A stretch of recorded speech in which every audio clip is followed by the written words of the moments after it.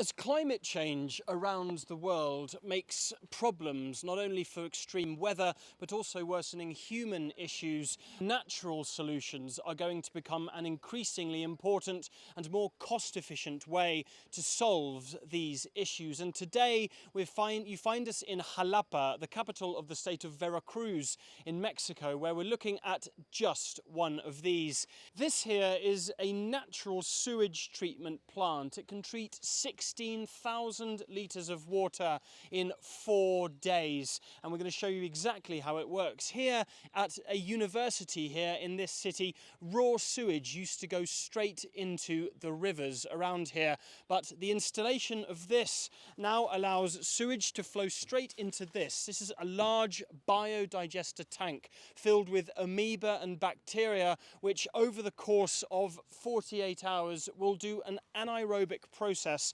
to remove any of the excess nutrients and proteins in that water. That water will then flow into this system of tanks, which is filled with not only volcanic stones, which are very porous, but also plants which consume these nutrients, cleaning that water even further. They can even grow very special flowers here. This here is a calla lily. These ornamental flowers sell on the international market for $5 a piece. So there's economic stimulus here as well. We can also find further down the line passion flowers here being grown, another valuable plant on the international market. And this system does it entirely naturally, using plants, bacteria and biodegradation through this system of tanks as a prototype which shows exactly how water can be cleaned to not a drinkable level, but certainly a level at which it can be used to water other plants. And this university here is doing something very specific with it.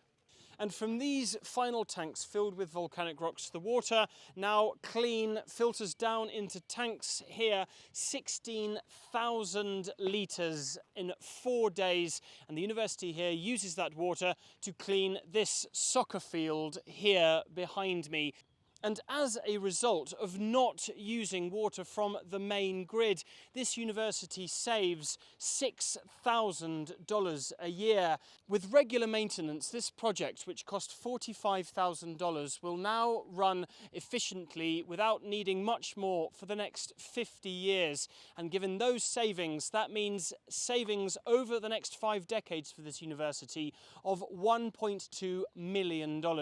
And that is a very serious economic consideration, as well as the natural and environmental concerns which this also benefits. You're not taking water out of the main grid, you're no longer contaminating water with sewage which goes into rivers, you're cleaning it here with natural solutions, not using chemicals, and you're also seeing economic benefits given the flowers which you can grow, which thrive in this environment, which fetch a good price on the international market. This is part of a project called City Adapt, run by the United Nations. It's here in Xalapa in Mexico, and elsewhere in Latin America. It's in Kingston, Jamaica, and San Salvador in El Salvador. And we're going to talk now with Sergio Angon. He's the man who's in charge of this project here. Sergio, muy buenas tardes. Hola.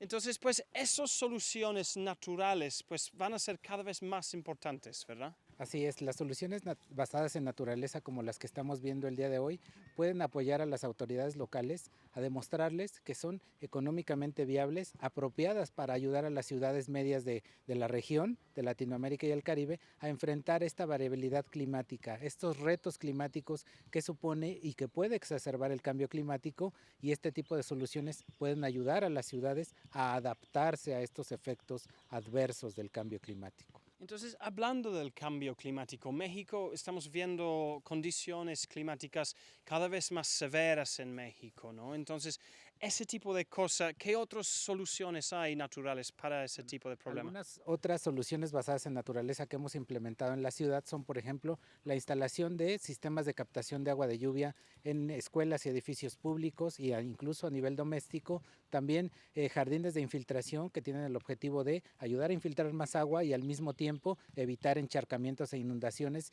en zonas con potencial natural para la inundación. Además, hemos realizado restauración ecológica de riberas de ríos urbanos y restauración ecológica de las zonas periféricas de la ciudad. Esto con el objetivo de ofrecer alternativas de medios de vida más resilientes a las familias que viven ahí y ayudarles a frenar la expansión urbana desordenada que ha privado en las ciudades medias de la Ciudad de México. Sergio Angon, pues muchísimas gracias. Gracias a ti, Alex. Hasta luego. Perfecto. So as climate change begins to show real effects across Mexico, as weather becomes more and more severe, projects like this, based on natural solutions to these issues, as well as the cost effectiveness of using nature to solve human problems, is going to be increasingly important. Here in Mexico, Sergio and his team are going to be seeking an expansion of this project to include 9 other medium-sized Mexican cities, so natural solutions to ongoing climate problems may be even more present in Mexico in the coming years. So thank you for tuning in. I've been Alasdair Baverstock, reporting here for CGTN in Xalapa, Mexico.